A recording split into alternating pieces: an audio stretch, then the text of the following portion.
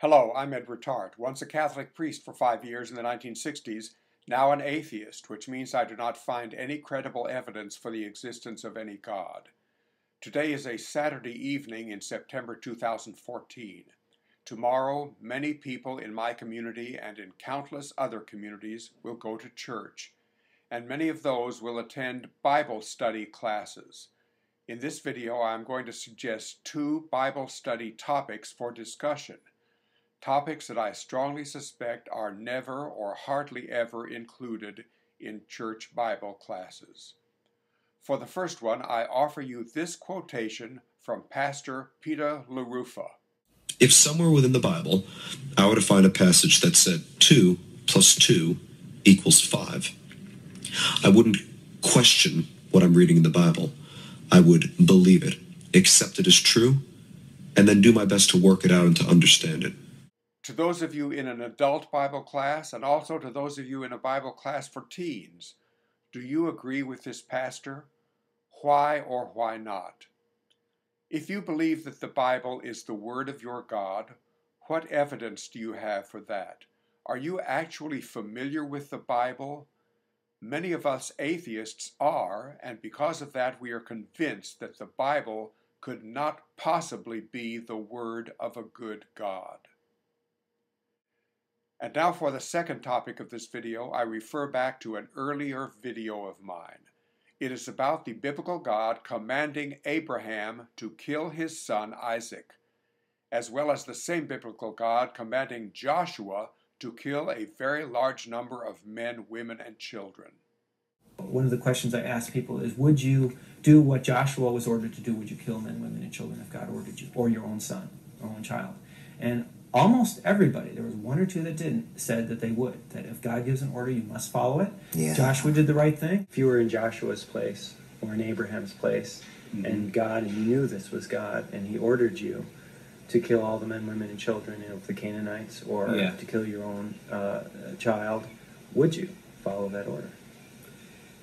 You know, I hope I'd have enough faith to know to follow that. You would, yeah.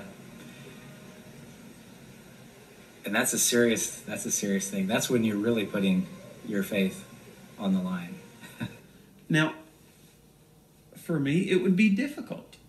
Just like it was difficult for Arjuna. It would be difficult for me to go and kill all of my friends and my family members and my grandfather and my teachers, who are, respectable people, who are, good people. That would be really hard.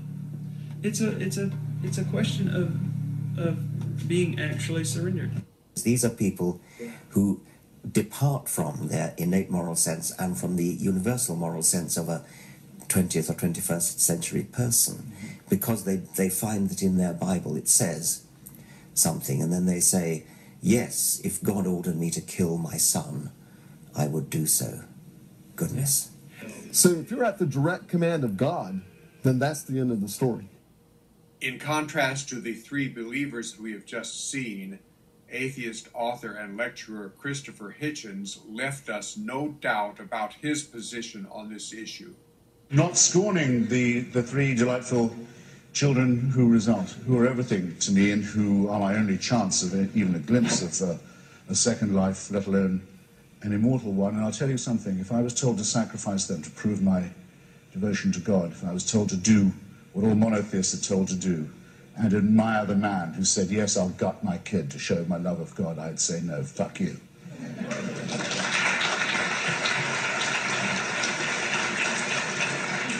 Thank you. And so should you, and the religions that say you should admire infanticide as proof of the love of God have no claim at all to be preaching ethics, let alone morality.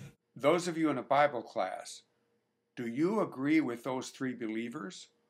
Or do you agree with Christopher Hitchens?